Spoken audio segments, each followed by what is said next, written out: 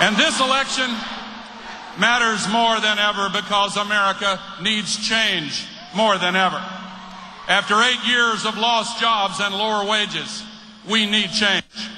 After 8 years of incompetence, neglect, and failure, we need change. After 8 years in which our Constitution has been dishonored and disrespected, we need change. After 8 years of the worst, most serious foreign policy mistakes in the entire history of our nation, we need change. In September of 2002, I argued strongly that the invasion of a country that had not attacked us would be a mistake and would divert attention, resources, and resolve from the effort to track down and capture those who had attacked us. I argued that the occupation of Iraq would be dangerous and harmful for our country. And I well remember how few elected officials were willing to take that position in favor of protecting our national security by remaining focused on the right objectives. But I remember that an eloquent legislator in Springfield, Illinois, named Barack Obama, spoke up boldly and clearly with the force of reason and logic to join in opposition to that blunder.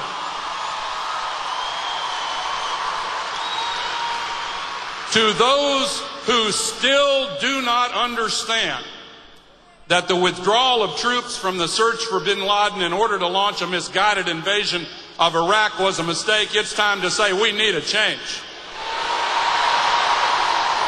To those who want to continue making that same mistake over and over again indefinitely, it is important for us to say loudly and clearly with our votes this November, we need change.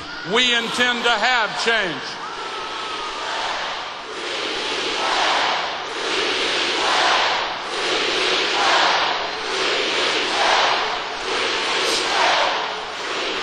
To those who want to continue borrowing money from China to buy oil from the Persian Gulf and burn it in ways that destroy our planet's environment, it's time to say we need change. Barack Obama knows that we are too dependent on foreign oil and carbon fuels and has proposed a plan to create millions of good new jobs in renewable green energy, conservation, and efficiency.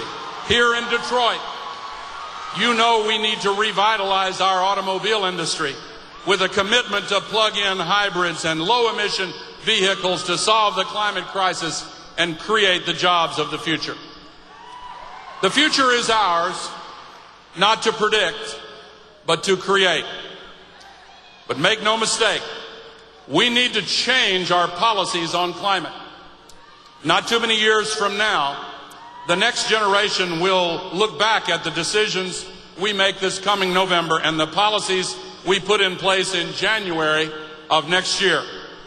Were we to ignore the warnings of the scientists around the world and look the other way as the entire North Polar ice cap melts before our eyes and the consequences we've been warned about unfolded, our children might then well ask, what were they thinking? Why didn't they act? Why didn't they choose change when they had a chance?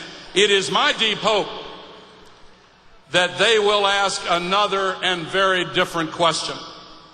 I want them to look back on this historic year and ask, how did Americans in 2008 find the moral courage to rise and successfully solve a crisis that so many said was impossible to solve? How did they find the strength to change? As Americans, we know that our democracy often moves very slowly, but we also know that when we must, we can shift gears quickly and suddenly pick up the pace to respond boldly to a great challenge. That's what the greatest generation did to win World War II, and then came home to start the Marshall Plan, unify Europe, create the United Nations, and create the basis for peace and prosperity for decades. Many people have waited for some sign that our country is awakening once again. How will we know when a massive wave of reform and recovery and regeneration is about to take hold and renew our nation? What would it look like if such a change were beginning to build? I think we might recognize it as a sign of such change if we saw millions of young people getting involved for the first time in the political process. I think we might just recognize it if we saw that new generation casting aside obsolete and hurtful distinctions and reaching out to one another across the ancient divisions that have frustrated action in the past. I think we would know this change was coming if a new generation rejected the special interest politics of the past and the big money that fueled it, and instead used the internet to get small donations and unite Americans in a common effort to realize our common destiny. If we saw it coming, we'd recognize it by the words hope and change.